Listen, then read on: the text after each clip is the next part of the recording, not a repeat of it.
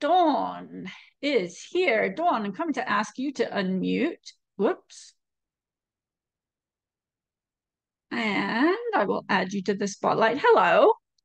Hi, How are you? great, thank you. So the piped binding on the 3D collection, and we used the 1 inch wide binding on there because I actually wanted it to have a 1 inch border, but it was gonna present challenges getting it quilted. So I figured, you know what, we'll just put a 1 inch wide binding on there. And I always add a piping. We actually have a class um, that will teach you exactly how to do the pipe binding. I'm going to pop the link for that in the chat for you. And I think you will find once you've learned how to do it,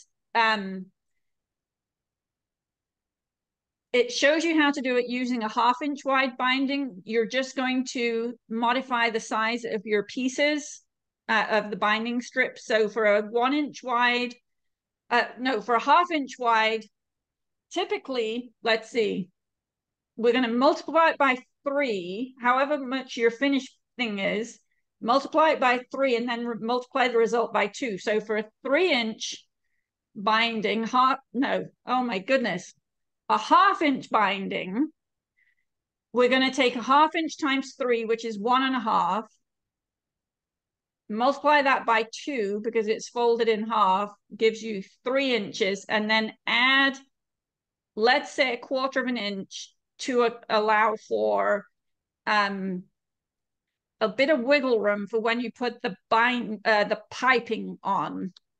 So for the 1 inch wide, you're going to take 1 inch times 3 is giving you 3 inches, multiply by 2 because it's folded. That's going to give you 6 inches. Add 1/4 of an inch for your wiggle room is going to give you 6 1/4 inches. So that's the only difference.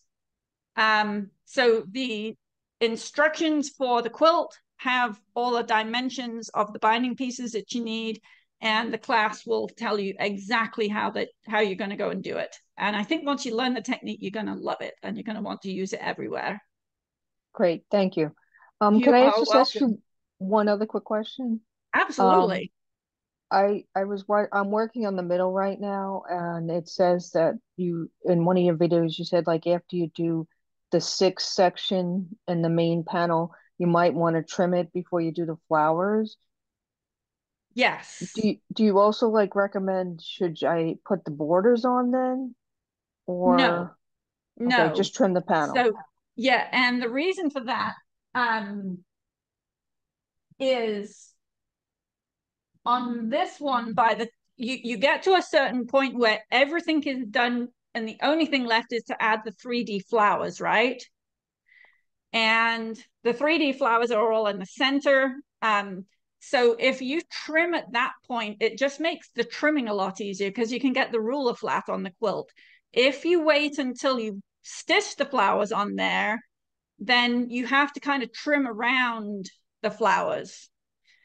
Okay. So typically, I say keep everything as small as possible, as long as possible, which is why I wouldn't add the borders on there at that point. But yes, you can definitely trim it to the correct size. You want to be careful that you're not fashion the edges around a bit so that they fray, but they shouldn't do because you've got a quilt sandwich going there.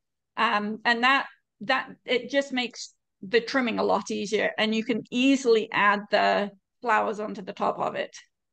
Okay, great. Okay, so you'll put the class in the Yes, I comments. just popped the class Oh, in the great. chat there, the link for the class. Okay, thank you very much. You are welcome.